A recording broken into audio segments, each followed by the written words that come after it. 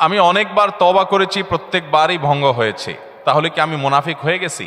না ভাই, তওবা হওয়ার পর তওবা ভেঙে যাওয়াটা অস্বাভাবিক নয়। আপনারা খুশি হবেন শুনে, আমাদের রব আল্লাহ রাব্বুল আলামিনের একটা গুণবাচক নাম হলো তাওয়াব।